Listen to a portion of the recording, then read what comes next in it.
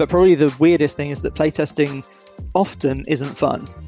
Yeah. Because we sit there and I say we set aside 45 minutes, but in that 45 minutes, sort of 20 to 25 minutes of that is actual gameplay, and 20 to 25 minutes of that is making notes, discussing how things are meant to work, particularly early on in the games.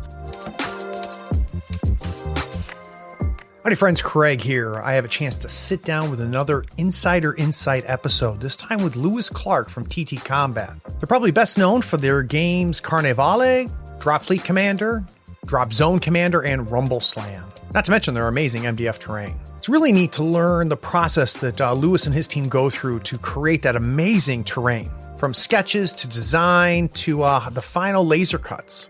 We also learn kind of the insider insight on design, both for miniature games like Carnevale, but also for larger games like the Drop Fleet Commander and stuff that is built for competitive play like Drop Zone Commander.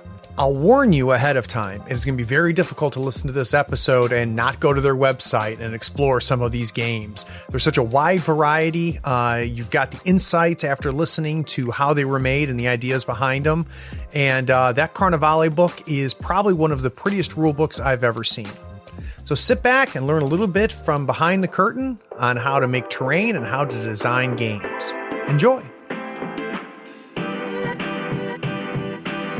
Playing a tabletop strategy game allows you to unplug and test your skills against friends.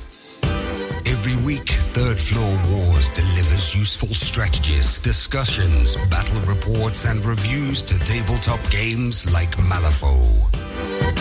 If you want to get better at the games you already play, or discover the games other people are playing, you are in the right place.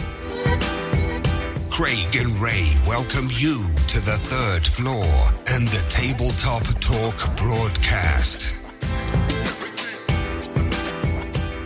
Craig here on the Third Floor for another Insider Insights episode of Tabletop Talk.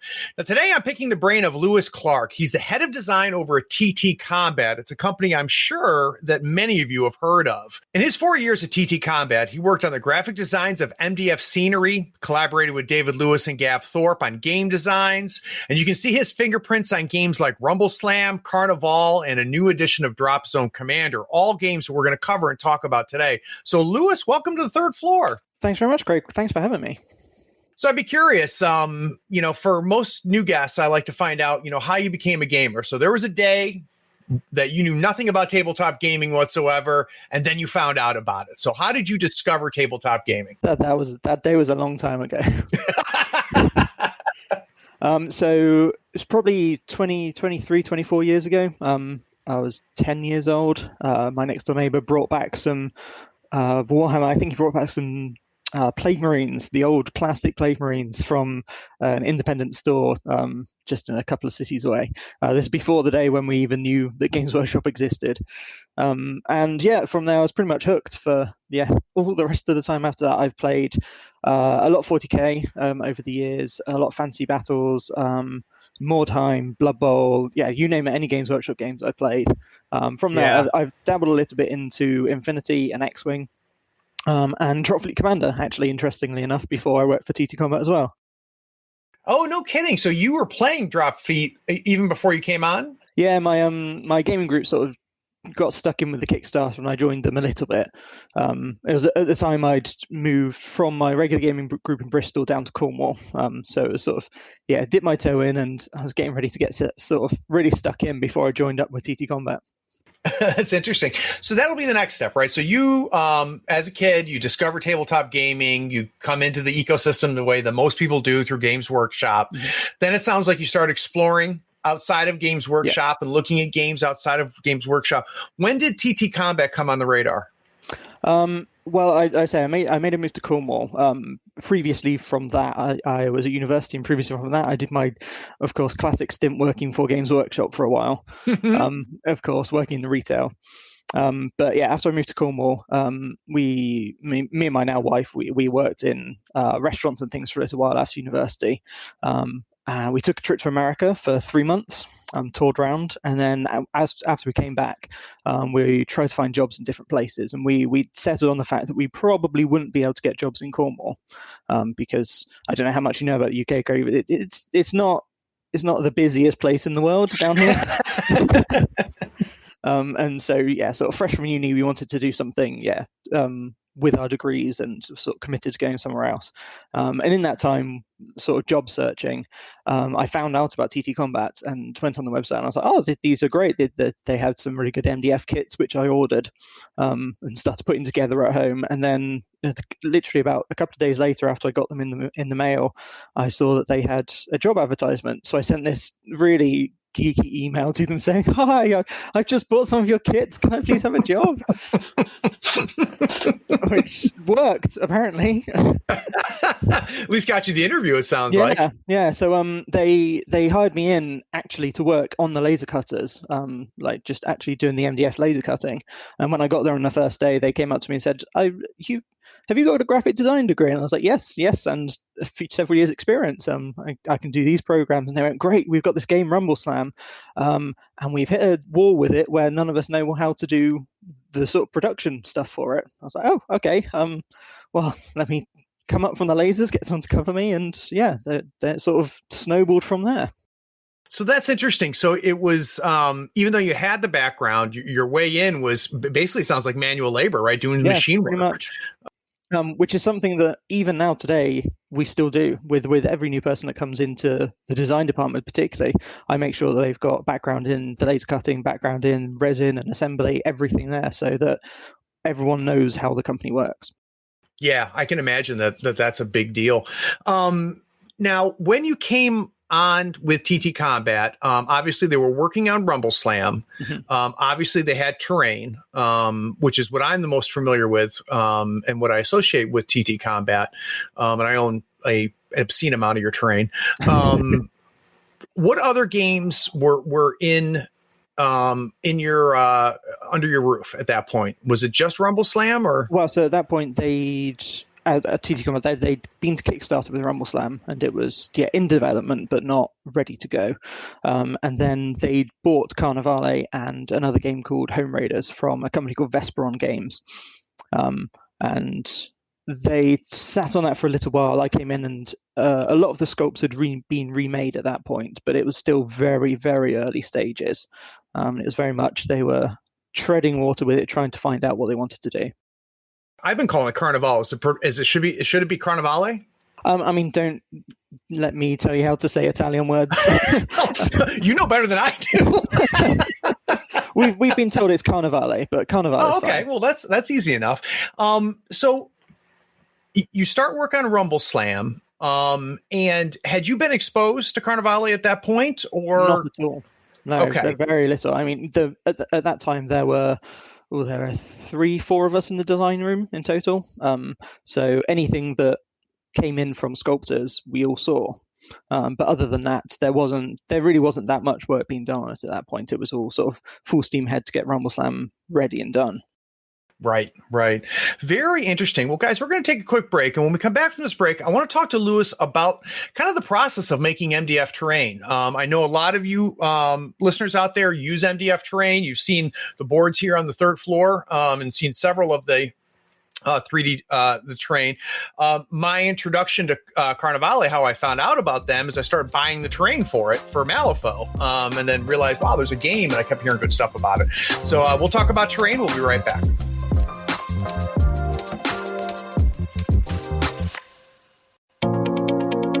Howdy friends, Craig here. Nothing makes Malifaux easier than having the right tools. Here at the third floor, we love all the licensed Malifaux goodies from Custom Meeple. Not only are they helping support this podcast, they sell custom-made weird licensed tokens and terrain. They sell it all. Crew boxes, terrain, markers, tokens, and even a 3x3 full Malifaux board. Custom Meeple sells a complete M3E token set covering every marker and token you need to play. Custom Meeple are the source for the official accessories for Malifaux. Everything is designed by hand and authorized by Weird Games.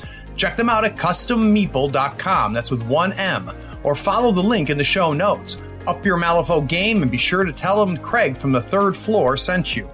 If you use the promo code Third Floor Friend, all one word, THIRDFLOORFRIEND, you'll get a 5% discount and help support the podcast.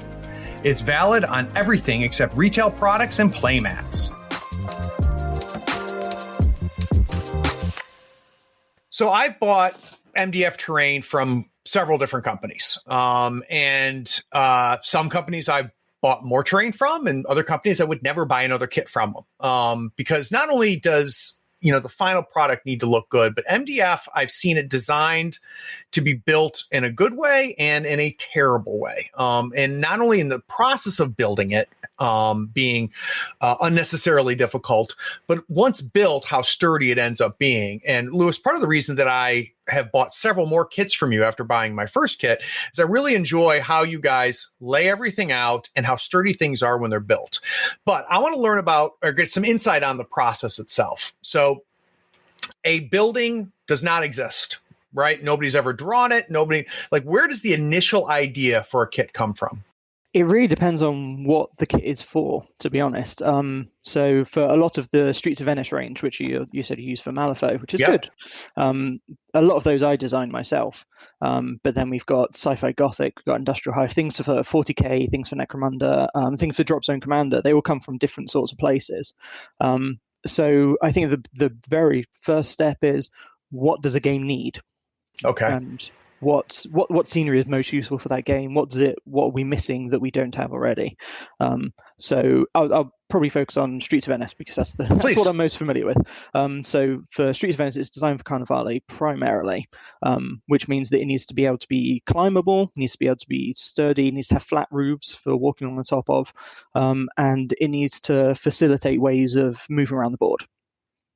So we start off with an idea of what we want. So a piece that I've recently designed, we had an issue where a lot of the games, if someone wasn't very good at climbing, they struggled to get up to the rooftops. So I've designed a few pieces which have sort of staircases that go all the way up. So we see something that we need in the game and try and figure out a way to do that. So that's probably the first thing, is making sure that everything is deliberately designed for a game. So it sounds like functionality might be kind of the first thing. So the need, the game need, and then that it's literally rules functional. Yeah, absolutely. Because we can make the most beautiful things in the world, but if you can't play on them, then they're pointless, essentially, for what we do. So that's the first thing. Make sure everything's functional in whatever way that is. So we start off with that and then decide what it should look like. And that's a lot down to the designers. And we've got 4 people at the moment in the design team that design MDF scenery primarily. I dip in every now and again, whenever I feel like it. And we tend to sort of discuss the brief, discuss what needs to happen. They'll go away, sketch some things up, and then come back and say, look, these are some ideas. And I'll say, yes, no, whatever's best, whatever's most useful, and whatever looks good.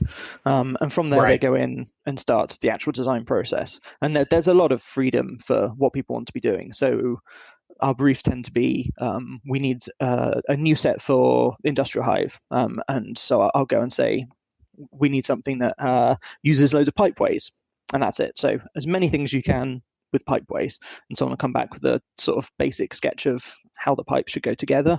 And they say, okay, well, we need 5-6 different kits for that. So knock yourself out. Right. Now, I would be curious to know from the artist's perspective, when you're concepting out, is that literally sketch pad and pencils and you just start, sketching from there, or is that being done digitally? A little bit of both. It depends on who's doing it. Okay. I tend to start off digitally, and I'll go into. We use SketchUp quite a lot. I'll go in there and just block out shapes, and it's literally just cubes and circles and whatever it needs to be to sort of get out the basics. But some of our other designers, we got a designer called Ben. He's a very good artist, and he'll sit down with his sketch pad and come back after half an hour and have a whole page of sort of sketches. But it depends on what everyone's more comfortable with. Some people have a great idea straight off and go straight into it.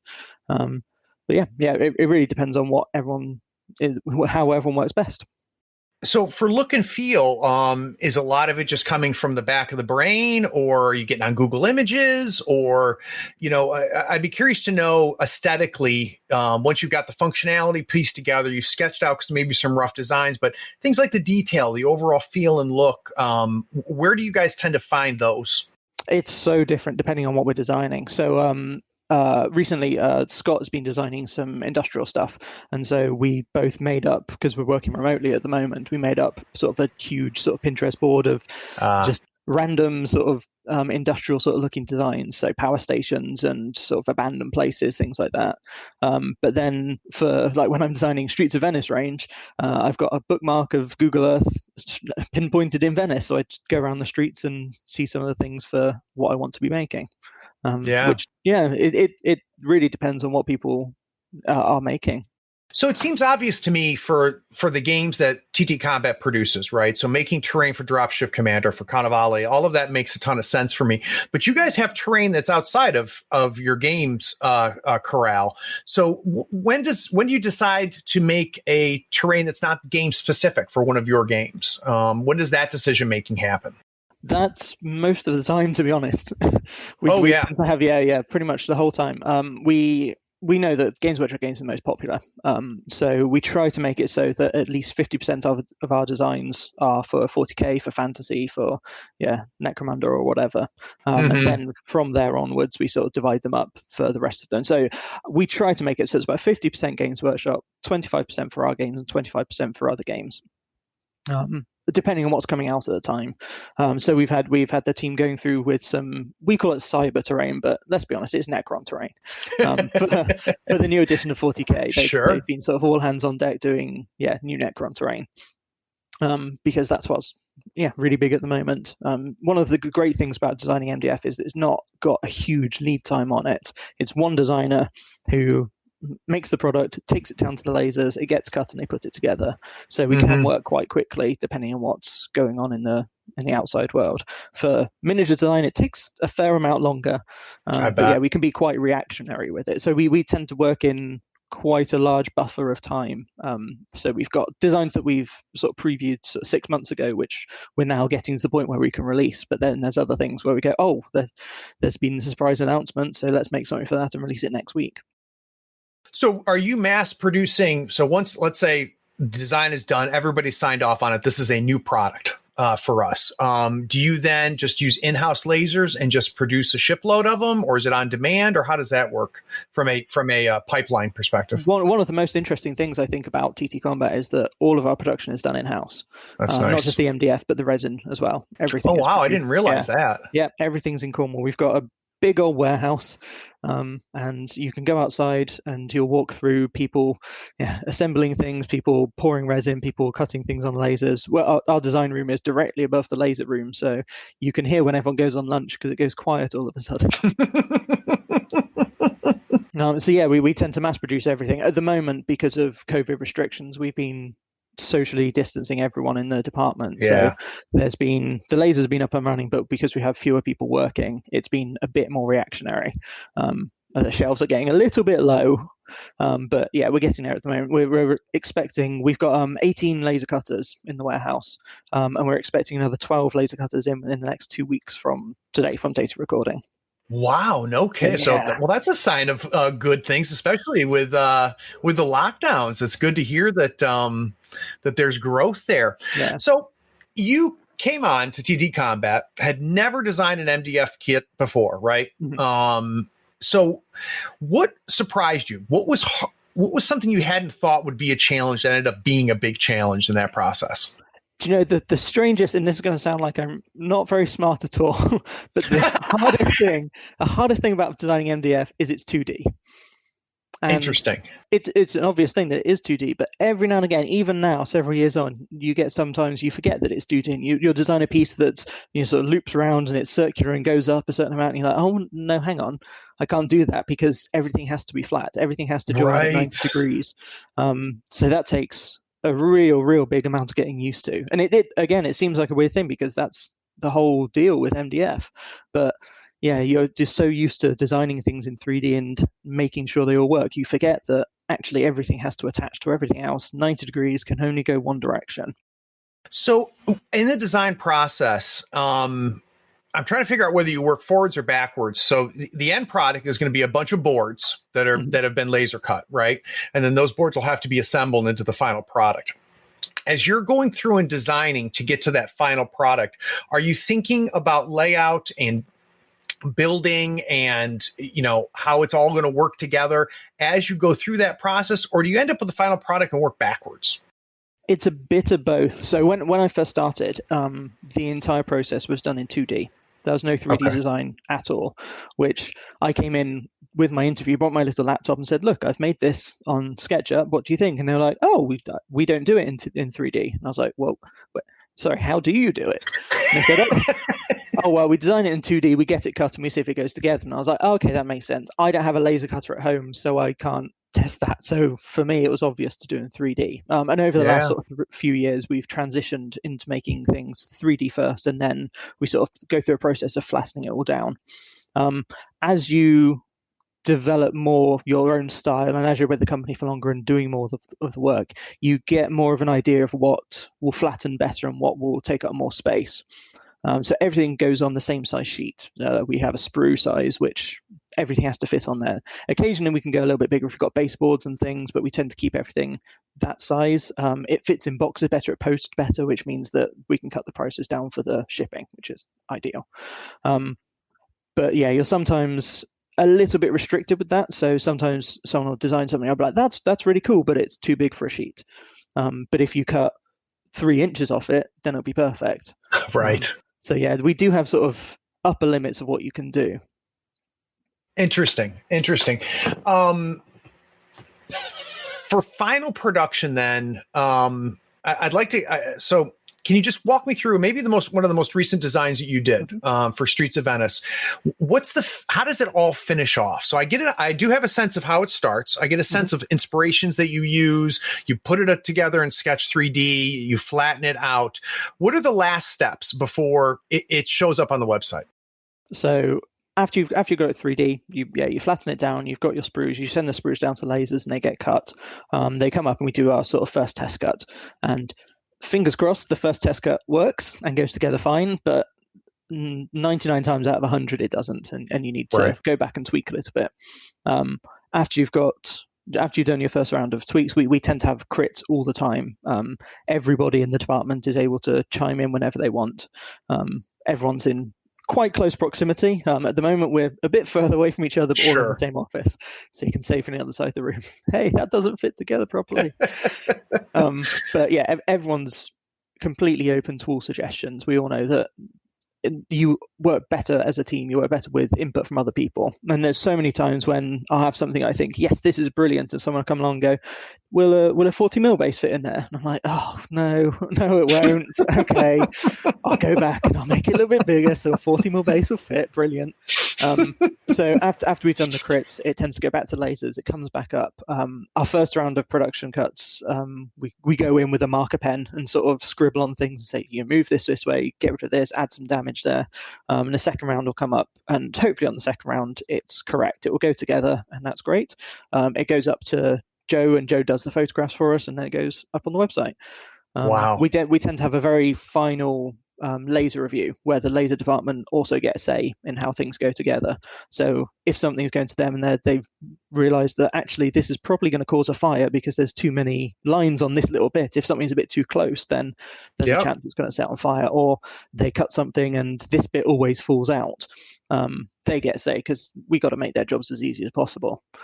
It's not fun working down the lasers with that noise all the time. Sure. So, making sure it's easy for them is the best way. So yeah, they get a say, I get a say, and then it goes to sort of get photographed in production. Yeah, and I would imagine, what the laser people are also doing is doing some quality control for the end customer too, right? Yeah, because, I've had kits, not from you guys, show up and there's 4 pieces missing from it, because of that wasn't thought about. in that process.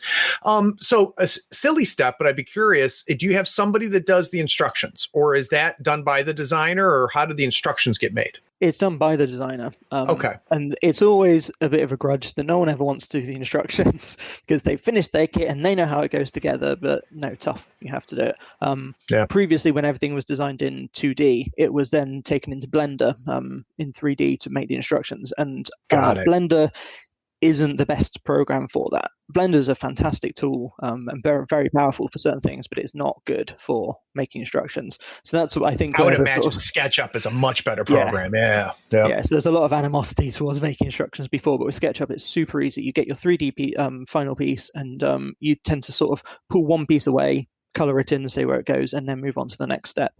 But a product isn't finished until instructions are done and up on the website. That's the rule. All right. So last question before we take a break. What is a design that got rejected by you that you still kind of go, oh man, I really wish we could have figured that out, or didn't get rejected? Is there a design somewhere that we never saw that you still have a soft spot for? Oh, there's loads.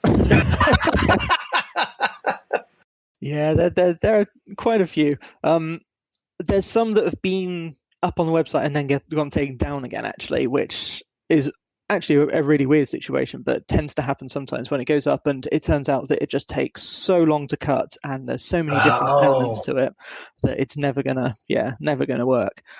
There's a piece that I've created in the last sort of year, which hasn't seen the light of day yet, which is, so for reference, a sprue is about a sheet of A4, which is for American size, just bigger than paper, than letter size. And there's a kit that I've made which is 500 sprues. Whoa! It's quite big, and I can't say exactly what it is because it's still a bit of a secret. And I'm still hoping, fingers crossed, that it might see the light of day at some point. But this is one that I've been sat at home in my evenings going, yeah, this is going to be cool. This is going to be cool. Oh boy, you've piqued my interest. That sounds amazing. 500 boards. Yeah. Wow. Oh, I'm going to have to think about that a little bit. Now, the other part of me is like, who the hell is going to put that together? Yeah, that's the hard part. Oh, and not to mention the shipping, right? That's funny. Only. Yeah, exactly. You can get it in pickup, or we're going to send it to you in 7 different packages. That's funny. All right, guys. What we're going to do, we're going to take a break. When we get back from this break, I want to talk about a game that I have heard about. I have visually seen it, so it's not like I didn't know it existed, but I really don't know a whole much about it, and that's Rumbleslam. So we're going to come back and we're going to talk a little bit about Rumbleslam. We'll be right back.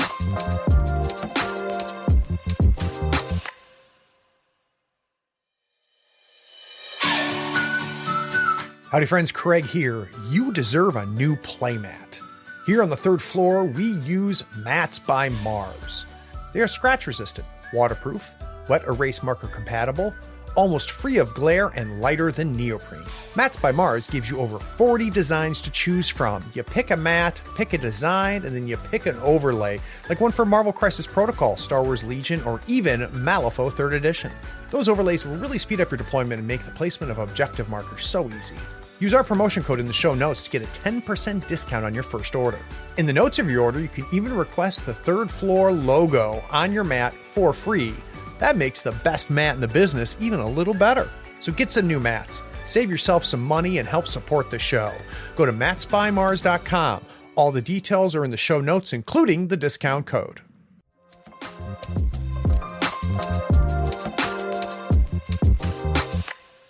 So like I said, Rumbleslam is a game I'd heard of before, and I wanted, of the 3 games we're going to talk about from TTCombat, it was the first one I wanted to cover because it's the one I knew the least about. So Lewis, where did the concept, well, first of all, for those that don't know what Rumbleslam is, what is the elevator pitch? This is Rumbleslam. Rumbleslam, the game of fantasy wrestling. I mean, it's as simple as that. It really is. It's orcs, dwarves, trolls, even some humans every now and again, ogres and things in a wrestling ring, fighting it out, and doing wrestling things. It's exactly what that sounds like. That's cool. And it's not like Greek wrestling. We're talking about professional wrestling, right? We're talking about WWF 90s style wrestling. That's great. As brightly colored as you possibly can. Yeah. Where did the original idea get born? So this is one that the big boss of TTCombat, Louis, he came up with it, and it was as simple as, what about a game of fantasy wrestling? I think it starts off very much as what about Blood Bowl but wrestling? And there's a lot of comparisons you can draw thematically with that. But as we get into it, I think you'll probably see that it's completely different. So the boss man says, hey, let's make pro wrestling Blood Bowl, right? We'll take the concept of a fantasy sports game that we've seen a million times. We're going to apply it to professional wrestling. Was there any concept in his head about how it would work mechanically or anything like that? Or is it just, hey, go make this? It was a little bit of both. It was very much, this is my idea, go and make my idea. But there's a few sort of guidelines to it from what I know about from the early days. And these are things that have come up more and more in recent years, is that it has to be small and it has to be quick. Okay. So it was very much designed as a game that you can play in the pub. Or that you can play at the end of a gaming evening. So if you're waiting for your friends to finish a bigger game, and you've got sort of half an hour, 45 minutes, Rumbleslam's the game to do it. You need sort of half a dozen models maximum, and it'll take, between half an hour and 45 minutes to play. That's nice. It's a 1 foot by 1 foot mat. It's a tiny little thing. You can get, we do MDF rings that you can actually, get all the ropes and everything. And you will want to do that because there's nothing better than bouncing your models off the ropes across the ring. But it was designed to be small and fast. So when you look at it from a mechanical sense, is there certain highlights? So things that people that would find interesting about the game? Well, if you like wrestling, you'll like Rumbleslam, basically. Okay. This is how we sell it at shows. If you have even a passing interest in wrestling and know what a turnbuckle is and know what it looks like when you do a clothesline bouncing off the ropes, you can do all of that stuff in the game. It's exactly what you'd expect it to be. There's a few sort of we tried to make sure there are some key rules in every game to make sure that's sort of the hook that brings people in. With Rumbleslam, there's a lot of freedom of movement to get stuck in quickly. There's none of this sort of set things up in the first turn and then everything kicks off in the second turn or third turn onwards. From the first turn, you can get stuck in and start punching people. And then there's also the crowd pleasers. Crowd pleasers are this sort of unique mechanic to the game. Every single wrestler has a unique crowd pleaser, and they can use the power of the crowd to sort of boost themselves up. So they can gain benefits in their stats, or they can perform extra special moves, that sort of thing. And the crowd are the third player or sort of fifth player, depending on how many people you've got in the ring. They're the sort of extra player in the game. And everything sort of revolves around them. There's a special dice called the crowd dice, and it has cheer, boo, and blank. So generally you're hoping for cheers unless you're a heel, in which case you're hoping for boos. No one hopes that the crowd ignores them. If the crowd ignores you, that's the worst that it can happen. And there are so many different things that sort of go off the crowd dice to see how the game progresses, because you're not just playing the game and you're not just wrestling, it's sports entertainment. You need to make sure that you're appealing to the crowd as well. Yeah, that adds a whole nother element to it, and it's super thematic. Mm-hmm. So back when there were shows, let's say that you're at a show, Lewis, and some random dude, some random gal walks into the booth and says, "Hey, what's this?" and points to Rumbleslam. You do your demo of it, and they buy it. They walk away. I'd be curious to know what you have seen to be the hook. So when someone walks out of that booth and has bought Rumbleslam, what have you noticed to be what hooks them? So I think probably the biggest thing that gets people involved and gets people thinking, oh, okay, this is a game that I can actually play, is that not only is it small, but you can play with every single miniature in the range. We have factions. Each of our wrestlers belongs to a certain casino, and there's loads of different casinos, from Kaiser's Palace, which is sort of Greek themed, and there's humans and halflings and things. And then you've got things like Rolling Bones, which is a cross between skeletons wearing mankinis and orcs and goblins and things. It gets a bit weird. So every wrestler belongs to a casino, but you can mix and match as much as you like. If you stay within the same casino, you get a sponsorship bonus. You could be sponsored by like Orca-Cola, who you drink Orca-Cola and you get a bit fighty, or you can be sponsored by Eagle Airways, and once per match the Eagles will swoop in and move your models around, that sort of thing. Nice. But if you want to, you can just pick any model that you want, and there's rookies in the game, so you can get like orcs and goblins, sort of basics, but then there's superstars as well, who are the named characters. And for reference, it's about 50-50 of the model range. Sort of, we've got around 50-60 rookies and about 50-60 superstars. The superstars are your special characters. They're a bit more powerful, but they cost more in, well, it's points, but we call it dosh, how much dosh it costs to actually recruit your wrestlers. I don't think I realized that you had that many miniatures out there. Oh, That's yeah. a lot of minis. Wow. So, Lewis, how about for you? So, obviously, Rumbleslam was kind of being formed, and it sounded like it was about mid-form when you came on. Though you played a lot of games, you weren't a game designer by trade at that point. How involved now do you get in the actual design of the game, or are you pretty much, kind of the art director piece of this? So for our design team, we've got about four or five people that do the MDF design, and we've got about the same number doing game design. Okay. But all of us have other jobs at the same time within the company. So I do graphic design within the company, but also writing and community posts and all that sort of stuff. And we've got a web designer who also does sort of game testing, all of that. So everybody gets a say, but I lead the direction of where the game's going to go. So I say, I want this casino next. It's going to be, we're going to have a south of the border themed casino, which has come out recently, and it's going to have skeletons that are sort of covered in Day of the Dead paint. Nice. Yeah, we're going to have things like that, and we're going to have a pinata that explodes when you punch it, stuff like that. And then I'll pass it off to someone if they've got particular ideas of how things work. But everybody sort of pitches in. So a couple of weeks ago, I was playtesting Rumbleslam. We've got new things coming out, so I sat there with Chris, our web designer, and we sort of set aside 45 minutes at the end of the day to do a bit of playtesting. Everybody has something to do. I sort of lead the overall design of them. Got it. And what is, if you had to think of one thing that if we went back in time, Lewis, before you started getting involved at games at that level, right? So before you came on to TTCombat, what is something that you would have told old Lewis that he wouldn't believe about game design? So you're like, this is something that a listener does not realize about the process you just talked about. Probably that you've got to play it just so much. Just so much. And everybody knows that playtesting happens and you've got to play as much as you can. But probably the weirdest thing is that playtesting often isn't fun. Because we sit there and I say we set aside 45 minutes, but in that 45 minutes, sort of 20 to 25 minutes of that is actual gameplay, and 20 to 25 minutes of that is making notes, discussing how things are meant to work, particularly early on in the games, early on in development of the rules. We had when we'll get onto it in a bit, but when we were playtesting Carnevale, we had two of the team who we said that we've got this starter intro book of scenarios, and we need this to be perfect. So you've got 2 weeks where you do nothing else but play Carnevale. And they came out of it afterwards, and they were like, "Can we do anything else? Can we go to the lasers? Can we pour resin for a bit? Just any other work." Literally the last thing I want to do is look at a miniature right now.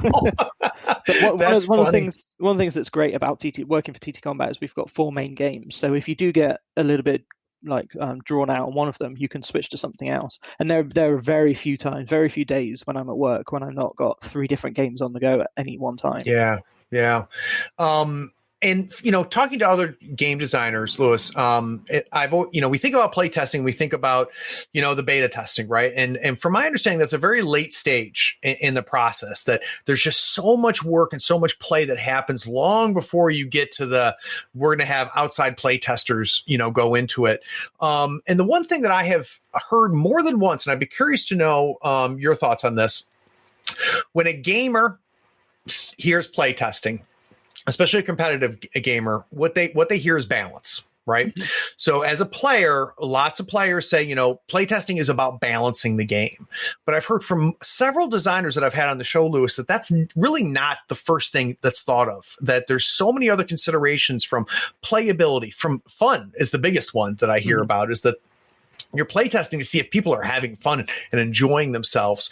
Where does balance fit into your priority list as a designer? It's a really tricky one to get balance right, generally speaking. And balance is different depending on what game it is. So in Rumbleslam, making a new superstar, to be balanced, every single superstar has to be OP. Yes. That's sort of the rules in Rumbleslam. Yeah. If everything, we do the sort of Incredibles route of it, that if everyone's super, no one is. So Rumbleslam very much fits into that. But then a game like Drop Zone Commander, which is much more focused on competitive play, balance is much more important. But balance comes after thematics for us, generally. Right. So something has to feel right, and if it feels right, then we make it balanced. A really good example is a couple of weeks ago we did a new balance pass for Drop Zone Commander, and we've got a tank which has a ridiculously massive chain gun on top, like a twin chain gun, which looks like it does so much damage, but the first pass of it we did gave it sort of 2 dice to roll, and it was balanced, it worked all right, but it didn't feel right. Right. So we went back and said, okay, let's make this gun so much worse, but give it 8 shots instead. And now we like it. It's a bit, you look at it and you go, oh, well, that's unbalanced. But when you actually come to play it, we think it's a lot better for that. Yep. No, that's very cool. Well, speaking of Drop Zone Commander, I want to talk about that. So let's take a quick break. When we get back from this break, we're going to talk about a game that is I've got a short list of games that everybody I talk to that plays it says it's a great game. Everybody should be playing it, but everybody's not playing it. And Armada is one of them. You heard me talk about Armada on the show as one of the best games nobody's playing. And Drop Zone Commander is another one that falls into that thing. So I'm anxious to talk about it. We'll be right back.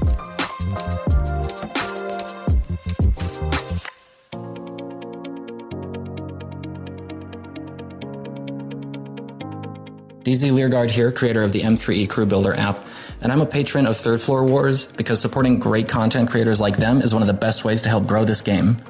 So to join me and the other floor heads, go to patreon.com and search for Third Floor Wars, and we will see you there.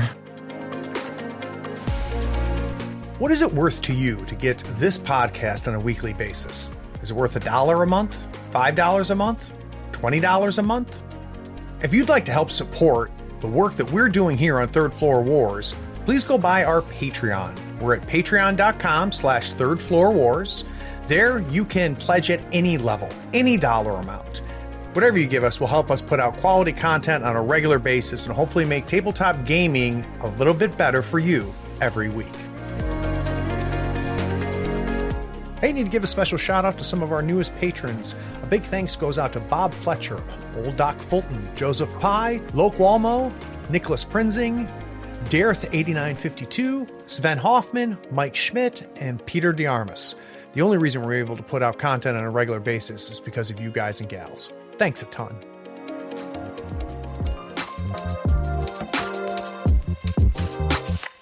So from my understanding, Lewis, Drop Zone Commander is one of the games that TTCombat acquired, right? It was put out originally by another company and TTCombat bought it. Yeah, that's right. It was Drop Zone Commander and Drop Fleet Commander were put out by Hawk War Games, who did a great job with the games, but they overextended themselves when they did Drop Fleet Commander. They did a very, very successful Kickstarter, which was a lot more successful than they thought it would be.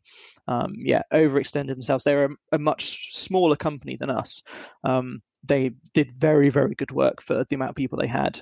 But yeah, they basically weren't able to keep the business running. So we stepped in and, well, we'd like to say saved. Took over the IP. We've still got the head designer, Dave Lewis, on staff, and he works on Drop Zone and Drop Fleet non-stop, 100% of the time. But yeah, now it's sort of, we hope we're giving it a new lease of life. So first thing that's unique about it is the scale, right? It's not your typical 28 millimeter scale. It's a smaller scale, correct? Yeah, Drop Zone is 10 millimeter scale. Okay. So it's close to old Epic. And it was created at a time when Epic had gone and Games Workshop wasn't focused on specialist games. So they stepped in and brought Drop Zone Commander to the fore. It's not a scale that's seen widely now. We've got Titanicus nowadays, which sort of does a little bit the same, but it's a much sort of smaller, more compact game than Drop Zone. Drop Zone is about armies.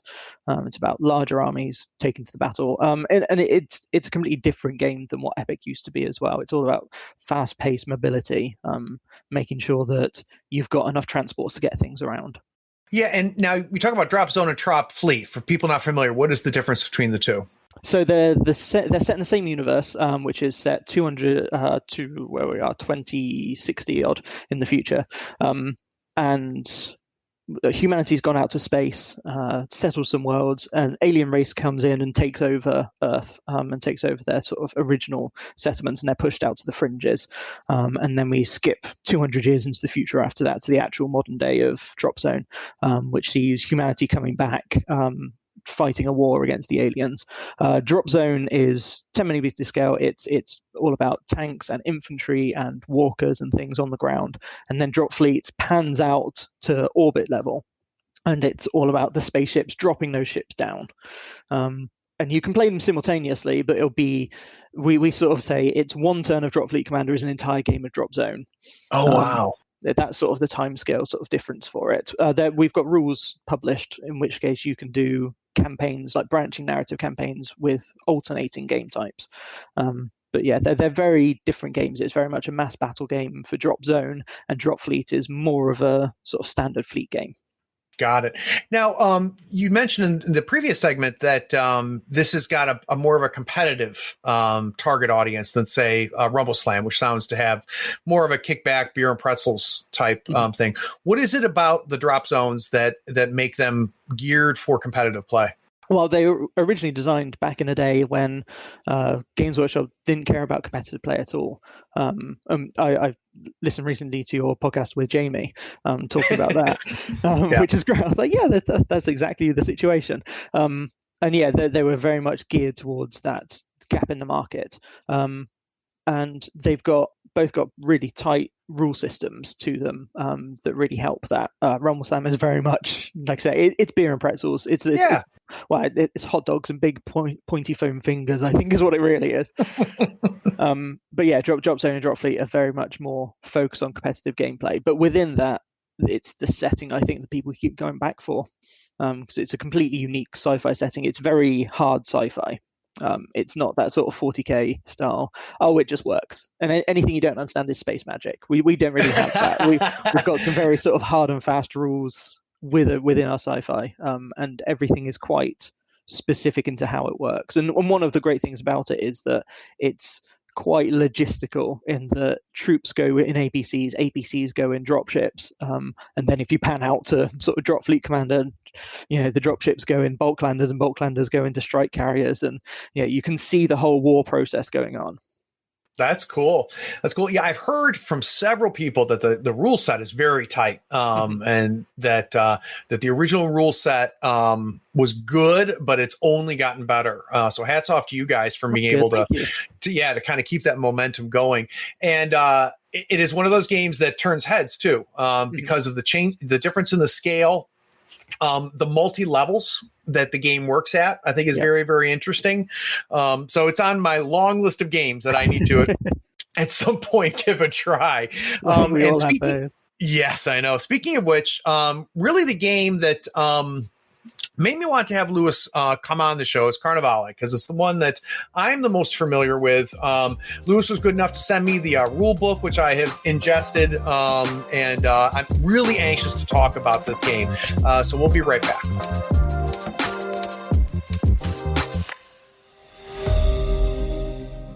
Howdy, friend. Craig here. Is this episode making you realize you need to buy some models?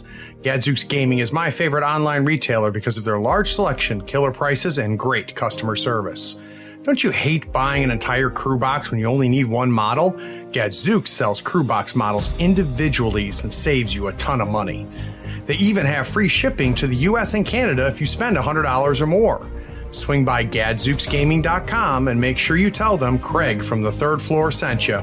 All the details are in the show notes.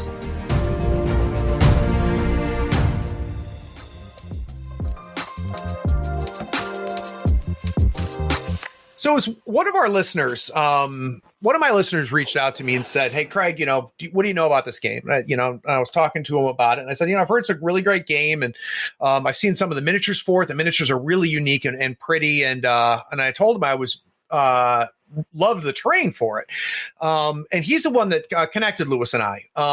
And Lewis was kind enough to have the rule book sent to me for Carnevale, and I'm a little jaded. I have seen many a rulebook. I have bought more than I want to admit, and have flipped through several rulebooks.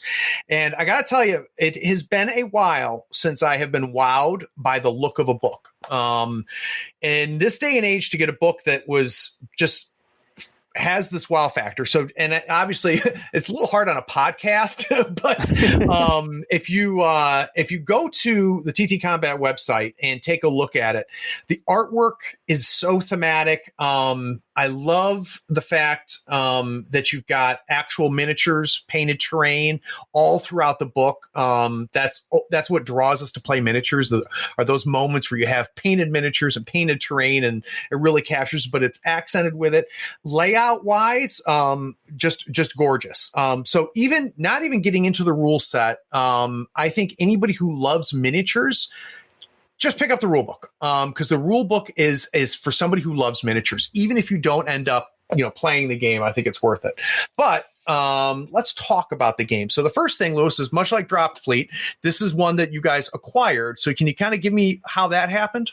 Yeah, so this was from a company called Vesperon Games. And Vesperon hit a point where they had this game and they'd put it was a guy called David Esbury. David Esbury had put a lot of his own time into it. He was still working another job, and it just started to take off. But he ended up at a point where he wasn't able personally to see that happen. He had a lot of different things going on, and wasn't able to do what Carnevale needed. So he got into talks with TTCombat, and TTCombat bought the range from him. So they bought the IP, and also all the miniatures and all of the molds. And the molds have been run at this point for a few years and had seen better days, let's be honest. It was old metal molds as well, and the metal miniatures are great and can get some fantastic detail, but if you don't look after the molds, then they tend to go downhill very quickly. So TTCombat ended up being faced with a bit of a dilemma as to what to do with the game, because it had quite a small but very sort of rabid fan base for it. The people that had seen it loved it, but it wasn't appealing to a greater audience, and the miniatures were needed something doing to them to carry them on. So he made this decision to take the game back to Kickstarter and basically reboot it. So the setting is the same. Factions are all there, including additional factions that were added and didn't have all their models. And all of the models got remade from scratch in resin. So between Rumbleslam and Carnevale, this is what started TTCombat producing everything in-house. They sort of looked at what the best way is to do it, whether they could outsource, whether they could 3D print everything. And it ended up being resin production was the best way to do it. So we ended up setting up an entire resin production department based on these two games, which is great. Really, really, really amazing for having something in-house, particularly in the UK and particularly for us in Cornwall. Because it's I'm sure unique. There's nothing like this for sort of 500 miles. Well, and it's kind of that Games Workshop model, right? Where you now control the entire supply chain. And you want to talk about Kickstarters, the ones that are struggling because they've had to outsource so much of it. But that's also a huge risk. So, I mean, hats off to you guys for working out, because that's a big die to roll. Yeah. We could not be talking right now because of that decision. But obviously it worked out, and there's tremendous benefits from it. So it's a skirmish level game. Aesthetically, it's got a little bit kind of that look and feel of Malifaux, because it's kind of, it's not medieval times, but it's got a little bit of a fantasy feel to it. It's definitely thematic. So the streets of Venice, kind of that look and feel of it. But there's a lot of unique things in it from a not only from a premise standpoint, but from a mechanic standpoint. And I want to talk about movement first, because that's the part that really just grabbed me out of the gate. So can you talk to me about how movement works in the game? Yeah, it's a 3D game, and Venice is the setting, and Venice is everything about the game. If you know anything about Venice, that is what the game is grounded on. And we say it's really cheesy, but we say that when we went to Kickstarter, we sort of scrapped off most of the rules and built everything from the canal up nice. To make something new. Yeah, cheesy, but it makes sense. And movement is sort of the core mechanic of the game. Everything else is interesting and fun, but it's all about moving throughout Venice, and it's all about we kind of make sure there's sort of 3 distinct levels when you're playing the game. Most miniatures games, you tend to just stick with one level, or occasionally you'll go up on sort of a balcony or something. And there's a very good reason for that we'll get into. It's hard to make a 3D game. It's really, really hard. So we have 3 levels. We have water, we have ground, and we have rooftops. And different characters perform better at different things, but you can do everything you'd expect to on those different levels. And it was important to us to make sure that being in the canal is worthwhile or detrimental, depending on who you are, and being on the rooftops is worthwhile or detrimental. Because there are a lot of games where you can get into very specific situations which benefit you, but the benefit is nowhere near enough to make it worthwhile going out of your way to do it. But yeah, the game's all about acrobatic movement, parkour within Venice. It's tight streets, it's climbing up, it's running along walls, it's jumping across rooftops, diving into the canal, in rowing gondolas. You can do all of that sort of stuff. And that was sort of key to making sure the game felt right. Well, and I think in many ways, for me at least, reading the rules, because I haven't played yet, but I read the rules, it really defined the game for me and really is what kind of set it apart, and brought some new things to it. I'd be interested, the version that you acquired versus the version of the rules that got kickstarted and where you are now, how much changed? So how different is the game from kind of its original concept that he made versus what you guys are producing now? So the biggest change that we had, and this is the design ethos that we took through from the start to the final product, was that the original game was great and thematic, but you spent most of your game reading the book. Got it. I think there were about 40 odd actions that you could take, and every single action had a pass, like a sort of pass state, fail state, critical state, and fumble state. And it was designed as sort of a bridge between role-playing games and tabletop games.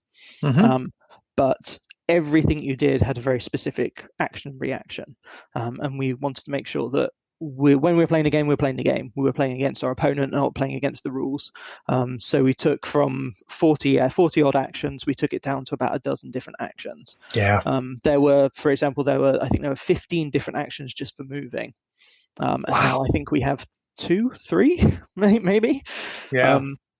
Yeah, so we made sure that everything makes sense with what it is, and it's a way that when you're playing the game, you can think, oh, I want to run along that wall. How does that work? I can probably figure that out without having to look it up. And then you'll go back and look it up and go, yeah, I was right. Yeah, that makes sense. And we sort of built the rules around that sort of idea that everything should be obvious and everything should be what you expect it to be as an extension of another rule. This comes from an extension of playing so many demos of different games over the years. And Carnevale came after we'd been demoing Rumbleslam for 2 years at that point. And we knew sort of, I've done hundreds and hundreds of demos in my time at the company. I've probably played more games of Carnevale than anyone else, but only with the same 6 models. That's funny. Yeah. And you're really good with them. Oh, no, I'm not. Oh, no. But we sort of saw how people reacted to certain rules and which things trip people up. And I'm sure you know, every time you play a new game, you get things that you're like, well, so I don't understand how that makes sense. Yep. And occasionally you'll get that and then it'll click and you go, oh, no, I get it. And we try to make sure that all the rules in Carnevale follow that format. And so you'll see multiples of the same sort of thing over and over, even in different contexts. So for jumping, for example, you roll a certain amount of dice and you get 2 inches of jump plus a number that you rolled. And then for drowning someone, you get 2 points of damage plus the total of damage of dice that you rolled. For grappling someone, you throw them 2 inches plus that you rolled. And we tried to make sure that everything works together so that, like I say, even if you are doing something you're not completely comfortable with the rules for, you can guess what it is and you'll 9 times out of 10 be right. Right. Because there's a consistency throughout it, right? And a familiarity that comes from that. Yeah. So that's got to be a huge challenge, Lewis, from a design perspective, because you have a spectrum, right? Mm-hmm. So you have the tight but simplified rules. And an example of that is Marvel Crisis Protocol. I don't know if you've had a chance to look at that game at all, but it is what those guys did there is they said, okay, look, this is not a simulation. Right. What we've got is a whole bunch of superheroes, and we're going to make rules that you don't have to spend all your day in the rule book with. And the game is going to move along, but there's some abstractions, right? So there's going to be some times when you look at the models and you go, well, he really shouldn't be able to see him, but we've simplified line of sight, so it's going to. So they walked away from that simulation and just say, we're going to keep things very tight and streamlined. Then you go to the other side of the spectrum and you find like Infinity, which Infinity is very much a rules heavy, simulation type things. There's silhouettes and, just the whole thing. And it takes, 5 pages of rules to figure out how to move from this point to that point. And it sounds like the original version of Carnevale was leaning more towards that Infinity side, right? With all of that, multiple options and, spending so time with the rules. And it sounds like you wanted to move it more towards the streamlining. Was that a burn it all down process? Did you guys just say, look, we need to start over? Or was it just a cutting process? So how did you get from the rules you inherited to where they are now? It was definitely a cutting process. Like we started off with what was good about it, cut out all the stuff that didn't matter, and kept the things that were core to the rules. I think probably the most important rule in there, the golden rule, it's the first thing that you read when you start reading a rule book, is that if it's cool, let your opponent do it. And this is different. This is going to be very different for you, Craig, from Malifaux. Like it's very much a narrative game. Yeah. You can play Carnevale competitively, but whilst you're playing competitively, like you want to win, but you need to make sure that everybody in the game is having fun and everybody can do the things that they think are cool. So yeah, literally the first rule in there is if it's cool, let your opponent do it, because next turn you'll want to do something cool that they should let you do. So we start off with that. Right. And what sounds like one of the goals, and this is I love this as a goal, is you're trying to create those moments, right? Moments that stick with you. And I've had this conversation several times with designers where nobody remembers you rolling 4 6s 6 months ago, but somebody will remember that time where you grabbed the guy, you ran across the canal, you threw him into the wall, and he, this happened and that happened. And it's just this epic cinematic moment that really, miniatures and role-playing games are the only two things that really give you those moments where you have an entire movie sequence that go through your head. So it sounds like that's one of the goals for Carnevale, is to create that type of thing. Yeah, it's just about telling a story with your opponent. When we do demos for the game, there are 2 moments in the game that will 9 times out of 10 will sell it. If I've done my job properly, right, we'll sell the game. And the first one is the Cappuccina, who's the Assassin's Creed kind of looking guy with the swords and the hood. He jumps off the rooftop and kills someone from above. And when you do that, and when you attack someone from above, you get -5 to their armor save. And usually 5 is a good armor save. So generally speaking, you get no protection roll at all. So you do that, and your opponent goes, okay, that was horrible. I'm like, yeah, sorry, I didn't tell you about that in advance. But yeah. And the second bit is when sort of one of the lesser Ugdrus, which are these sort of Lovecraftian fish monsters. You go, do you want to get your own back on that guy? You go, yeah, I do. Okay, throw him in the canal and drown him. They go, what, you can drown people in the canal? I'm like, yeah, of course you can. That's okay, cool. This is a different game. This is not the game that you expect a sort of small scale skirmish game to be. It's very much, it is Venice the game. It really is. So, any good game, and I don't care if it's a board game, I don't care if it's one of those, simple streamline games I talked about, or one of the simulation RPG type games I'm talking about. One of the biggest things that defines a game is decision making, right? We want to be making decisions. We want those decisions to matter. In your head, when you think about it for players, what are key points in the game where decisions do matter? What's the difference between winning and losing as far as player agency is concerned? More often than not, the difference between winning and losing is using the movement of your force properly. It's making sure that you're in the right place at the right time. And with Carnevale, you play on typically a 3 foot by 3 foot board, so it's not that big. And a lot of the scenarios in the book play on 2 foot by 2 foot, which is even smaller. Yeah. Like it's not, you can't escape very far.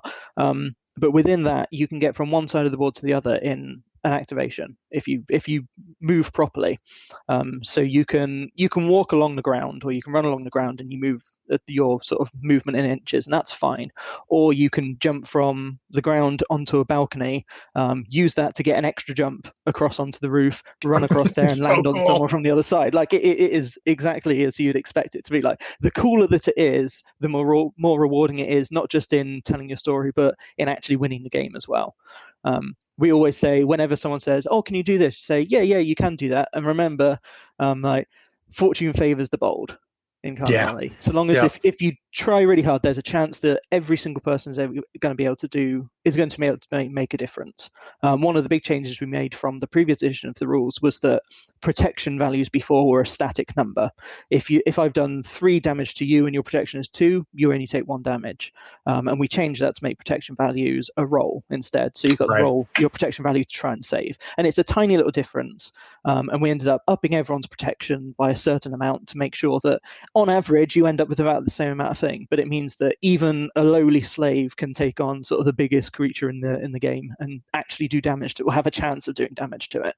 And that's important because it means that no one's ever going to be stuck in a corner and just be like, oh, well, I physically can't win. That's not good. That's not fun. Well, one of the biggest things that's happened to me, Lewis, in the last year that I've been doing this Insider Insight and talking to people that are involved in making games is my understanding of perception has changed a lot. So I originally was get as much RNG out of the game. I want player decisions to determine who's going to win, not rolls of the dice, flips of the cards.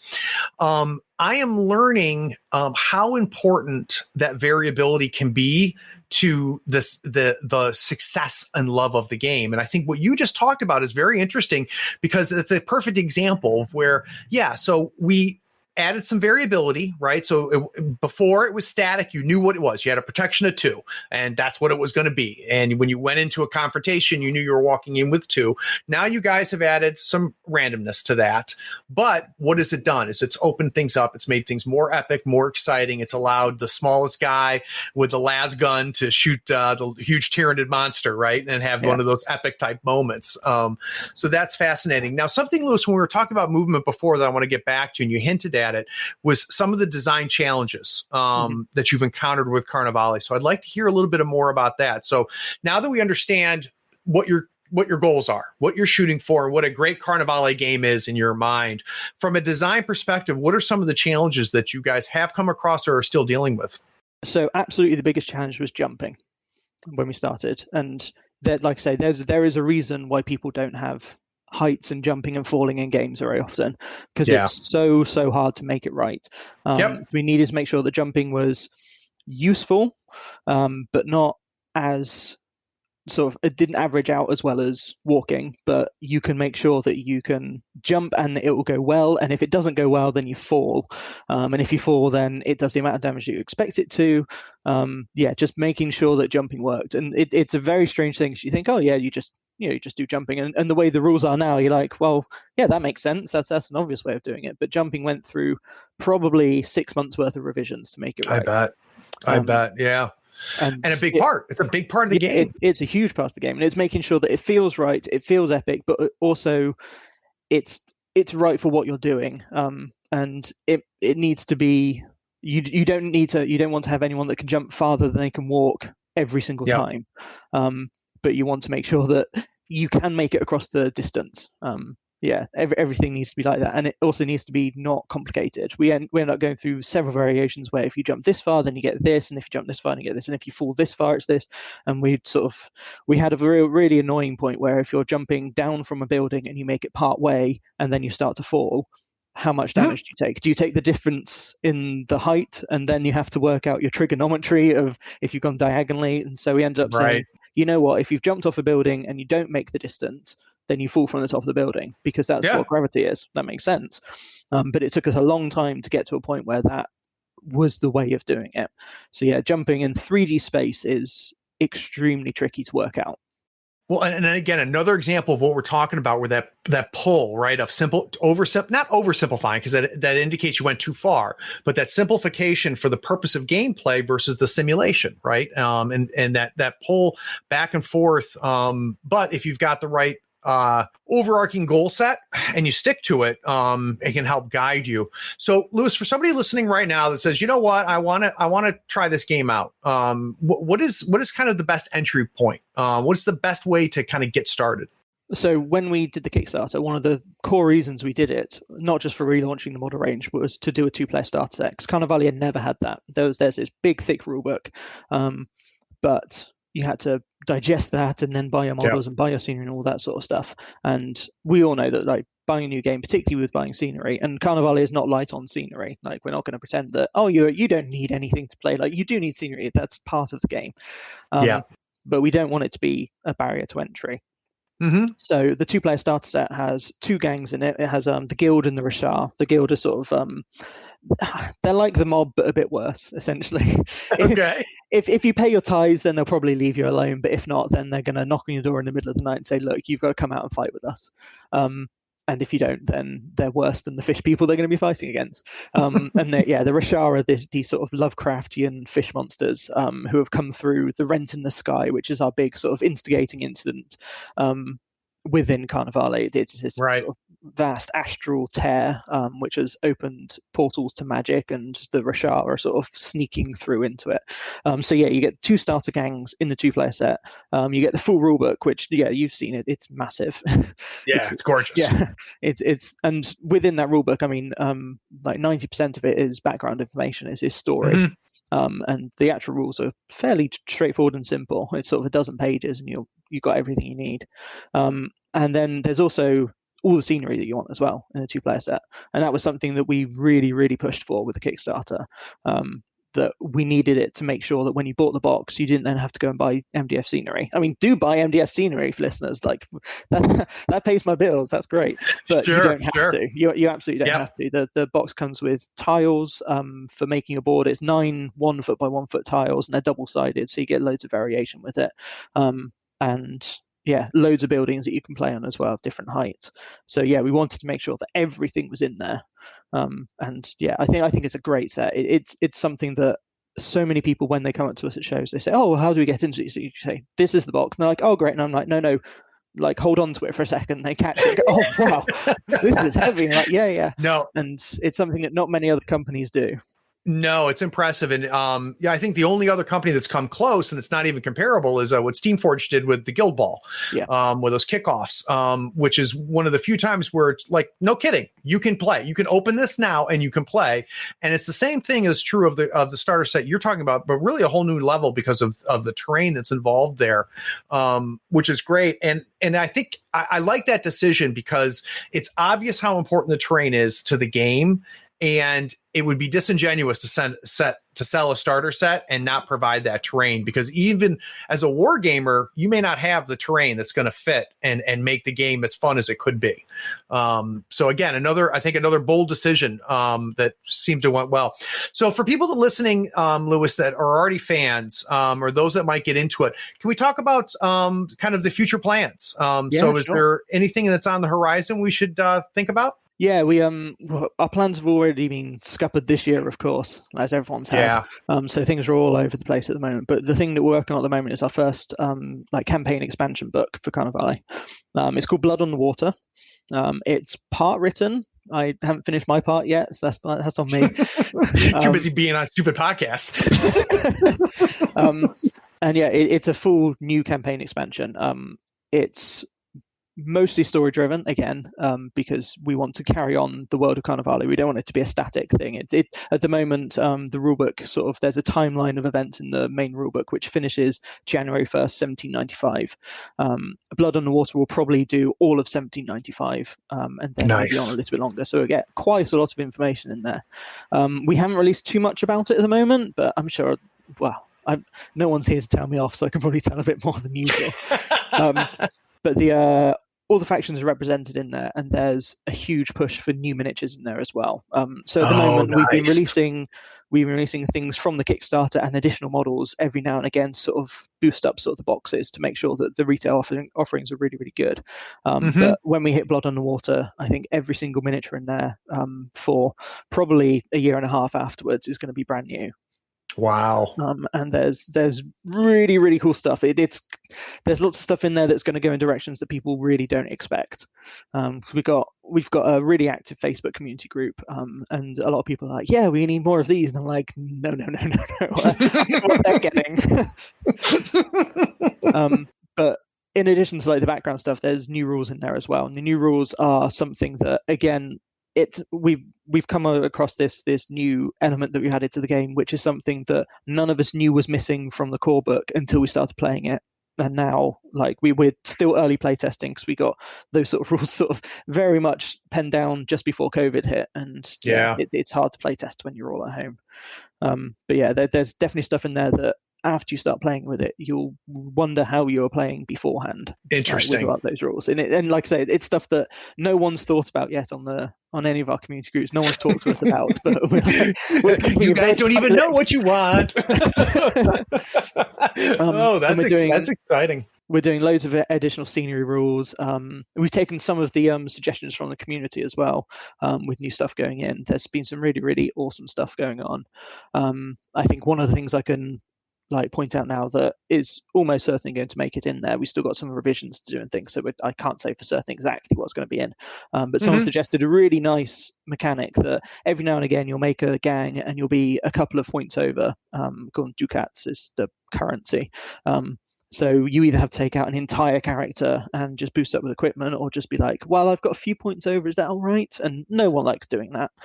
So right. this new mechanic that one of our fans thought up, that having sort of negative items, so you give someone an item, it's minus a few points, and it makes you a little bit worse. Nice. But it sort of balances things out. And that's a really, really cool. And we've made, I think there's about 15 of them that we've written, which are all thematic within the world, things that might affect you, that they make sense within the story. Oh, that's cool. And that adds a ton of flexibility to your crew building at that point, which is a huge selling point. So for those of you listening that play Malifaux, there's a couple things that I think you're going to get turned on by. I thought it was great that it's like Malifaux, every character matters. So every model is a full-fledged character that's not a rank and file type situation, which is something that I love about Malifaux. The other thing that I found very interesting, getting outside of the movement mechanics, which we've already talked about, is the scenarios. I thought that the different scenarios were very, very interesting, and it wasn't just your same win conditions over and over again, which those of you that listen, I talk about modern rule sets. That's one of the things that I require in a modern rule set, is I require a game to have variable win conditions, and I want to be able to play and win several different ways. It's why I love Malifaux. It's what I find very interesting about this game. So Lewis, we obviously will have links to TTCombat to the website, and I will be sure to point out the 2-player starter set. Is there any other plugs or shout outs we need to get out there? We've got a brand new store opened up recently. So this is a really weird thing that's happened. TTCombat is owned by a parent company, Troll Trader. A lot of people know Troll Trader from eBay and Troll Trader cards and all that sort of stuff. And we've just opened our first retail store. Oh wow! In the middle of the pandemic. Yeah. But we were in talks with Jason from Warbore, used to be, whose shop shut down last year through to some unfortunate situation. And he's managing our store for us in Bromley, in the UK. And that opened about a month ago. And they're doing fantastically. And one of the most amazing things is we're seeing people going in, picking up the game and posting things on their Facebook pages. Look, I've just picked up Carnevale and I've painted all these models, or I've just painted all this scenery. So to see all that stuff going on day after day is just amazing. So I'd love to plug them. So you can find out all the information. You can Google that stuff. It's nice and easy. Yeah, and I'll link to it too. Troll Trader in Bromley. Very, very nice. Very nice. Well, Lewis, I really appreciate it, my friend. This is it took a little bit of time for us to kind of get connected and get things coordinated. And like I said, I really appreciate you sending that rule book. And I'll let you know if when I get my first game in, because I'm very fascinated by it. But for those of you that listened all the way to the end, I appreciate it. Take care. Be sure to follow us on Facebook, Twitter, YouTube, and Twitch so you don't miss the avalanche of content we create. Links are in the show notes. Be sure to check out our shop on thirdfloorwars.com for the latest in gaming apparel and gear. There you'll also find the latest information for the US FOE Tour. Find out where you rank in your conference or even in the entire United States. Get those models built, painted, and ready so we can see you at the next US FOE Tour Masters event. Please take a moment to write a review of this pod on your favorite platform. Rating and reviewing helps us find more listeners almost as cool as you are. Be sure to share this feed with all of your friends who love tabletop gaming. Thanks for listening. Howdy folks, Craig here. Now if you love gadgets as much as we do, you're going to love the new Third Floor Wars Gadget Bundle from Schooner Labs. Branded with the logo of your favorite podcast, it comes with 2 measuring multi-tools, a compass stepper for those tight and important movements, along with a compact dashboard to track your turn, strat, and scheme scoring along with your soul stones and pass tokens. It is the perfect bundle for anyone who plays Malifaux or just wants to look cool while doing it. The link is in the show notes. Check them out and help support your favorite gaming podcast.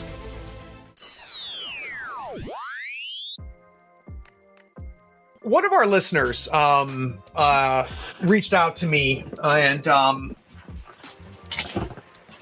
dropped a bunch of shit. One of my listeners reached out to me and said, "Hey, all right.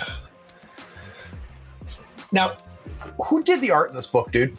So many people. Which ones? Which bit of art? I mean, I gotta tell you, I was knocked out by this book. It's great, isn't it? It's fantastic. Yeah, and I'm not gonna go into it too much because I want to do it on the show and talk about it because it's been a while since I have been wowed. And this is strictly just from a graphic design art perspective. It's gorgeous. So I just wanted to find out whether I need to be tooting your horn out of the gate or if it's a team. It sounds like it's a team. I've got one piece of art in there, but I'm not telling you which because it's not great. In case it's the one I hate. Yeah, look, everything except page 49, dude. Who the hell drew that? All right, I'll bring us back. It's completely different to Blood Bowl. Yeah. Oh, sorry, 1 second. I'm getting low on battery. Uh-oh, we got to plug That's in. not good. I'm plugged in already. Did the power supply sometimes gets disconnected halfway? Maybe I took it downstairs and then upstairs again. Sorry, Craig, bear with me. That's all right, man. Tuck that in. That should hopefully be working. 1 moment.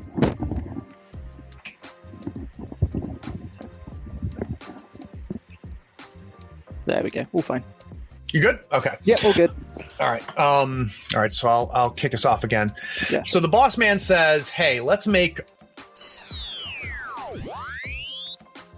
that many of you have heard of." Now, in his 4 years at TTCombat, he worked as I fucked that up. Hold on. All right, that was cool. You're the first terrain guest I've had, so you've answered all kinds of questions for me. All right. Any big key things I want to make sure we cover in Rumbleslam? Not really, to be honest. It's right. such a simple game, and we'll go into a bit about why it was designed. I think is probably one of the most interesting bits. Okay, that's how I'll start it off, and we'll you'll teach me all about it. All right. All right. Probably won't go super long on it because we covered a lot in Rumbleslam as far as the process. So let's just make this a quick pitch on Drop Zone. And I'll probably start with now. Is this one that was acquired or designed in house? Yep, acquired as well. Rumbleslam is our only proper original game. Got it. Okay.